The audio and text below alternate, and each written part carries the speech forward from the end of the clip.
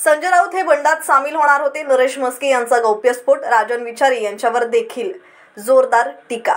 संजय राऊत देखील आमच्या बंडात सामील होणार होते असा गौप्यस्फोट करत शिवसेनेचे ठाण्यातील उमेदवार नरेश म्हस्के यांनी खळबळ उडवून दिली आहे. एकनाथ शिंदे आणि आपल्यासोबत अयोध्येत गेले असता या बंडात आपण तुमच्या पाठीमागे आहोत असं सांगितल्याचं म्हस्के म्हणाले. आपली रॅली ही प्रचाराची नसून विजयाची आहे असं म्हणत आपला विजय निश्चित असल्याचा विश्वास त्यांनी व्यक्त केला. धर्मवीर आनंद दिघे यांच्या नावाने मत मागणारा राजन विचारे यांनी आनंद आश्रमातला एक पत्रा तरी बदलला आहे का असा गंभीर आरोप त्यांनी केला. आनंद दिघे यांचा आदर आणि संस्कृती जपण्यासाठी आपण नेहमीच धडपड केल्याचं ते म्हणाले. तर गद्दारीचे आरोप करणारा राजन विचारे यांनीच बाळासाहेबांच्या विचारांशी गद्दारी केल्याचा आरोप त्यांनी केला. महिनाभर काम करून देखील मतदारांपर्यंत एक पॅम्पलेट देखील न पोहोचवल्याचा आरोप त्यांनी केलाय. तर संजय राऊत यांच्या सभेला माणसंच नव्हती, त्यामुळे शाहू महाराजांसारख्या राजघराण्यातील व्यक्तीला राजकारणात उतरवणेच मुळात चुकीचं असल्याचं त्यांनी म्हटलंय. प्रचाराची रॅली नसून ही विजयाची रॅली आहे. तुम्ही पाहताय शिवसेना, भाजपा, राष्ट्रवादी, मनसे, RP सर्व कार्यकर्ते, पदाधिकारी ह्या प्रचार रॅलीमध्ये उतरलेले आहेत. काय उत्साह आहे. कालची रॅली मीरा भाईंदरची, आजची ठाणे शहरातली एवढ्या भर उन्हामध्ये एवढे कार्यकर्ते आणि पदाधिकारी या रॅलीमध्ये सहभागी झाले आणि लोकांचा जो प्रतिसाद आहे हे आपण पाहताय. यावरनं तुम्हाला कळेल विजयावरती शिक्कामोर्तब झालेलं आहे. इकडे राजन विचारेने आपल्यावरती मुख्यमंत्री अनेक आरोप लावलेले आहेत. त्या आरोपाकडे कसं बघता?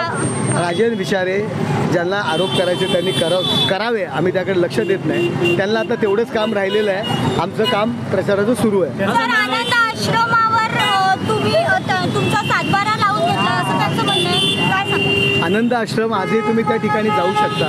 तुम्ही पाहू शकता की दिघे साहेबांच्या स्मृती त्या ठिकाणी आम्ही जपलेल्या आहेत. त्या ठिकाणाहून दिघे साहेबांचे सर्व कामं, जी परंपरा आहे, जी संस्कृती आहे, जे दिघे साहेब करते ते केली जातात. त्या ठिकाणाहून लोकांचे अडीअडचणी प्रश्न सोडवले जातात. यापूर्वी कधी एखादा गळका पत्रा तरी राजन विचारे यांनी आनंद आश्रमाचा बदललेला आहे का? पावसाळ्यामध्ये जर छत गळत असेल तर साधा पत्र्याचा पत्रा तरी राजन विचारेंनी बदललेला आहे का? त्यामुळे राजन विचारेंनी आमच्यावर अशा काही टीका करू नये. त्यांनी आम्ही त्याकडे लक्ष देतो. 2013ला मुख्यमंत्री 5 काँग्रेसचे घेऊन जाणार होते, पळून जाणार होते. तेव्हापासूनच हे कुठेतरी गद्दार असं देखील त्यांनी संभवलेलं आहे. गद्दारी ही राजन विचारे यांनी केलेली आहे. शिवसेना प्रमुख माननीय बाळासाहेब ठाकरे यांच्याशी गद्दारी केलेली आहे. हिंदुत्वाशी गद्दारी केलेली आहे. आणि ज्या कार्यकर्त्यांनी अहोरात्र कष्ट केले या ठाण्यात त्यांच्याशी केलेली त्यांची परिस्थिती काय आहे हे आपण पाहताय. त्यांच्या रॅलीमध्ये जा, मग तुम्हाला कळेल. आज त्यांच्याकडे कार्यकर्तेसुद्धा मिळत नाही आहेत. आज 1 महिन्यापासून प्रचार करतायत. त्यांच्या अजून पत्रकं गेलेले नाहीत ठाण्यामध्ये. उमेदवारी जाहीर झाल्यानंतर दुसऱ्या दिवशी सर्व घरांमध्ये आमचे कार्यकर्ते पोहोचलेले आहेत. राजन विचारे आणि आमच्यामध्ये हा फरक आहे.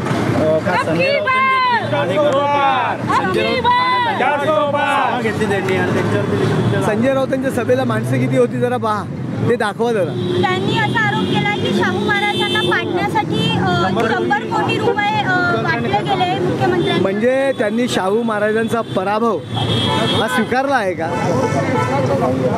राजघराण्याला राजकारणामध्ये त्यांनी आणायला नाही पाहिजे. संभाजी राजे यांना राज्यसभेची उमेदवारी देण्याकरता विरोध कोणी केला? उद्धव ठाकरे यांनीच केला. ते शाहू महाराजांचेच पुत्र होते, ते पण महाराज होते. मग त्यावेळी का विरोध केला छत्रपती संभाजी महाराजांना?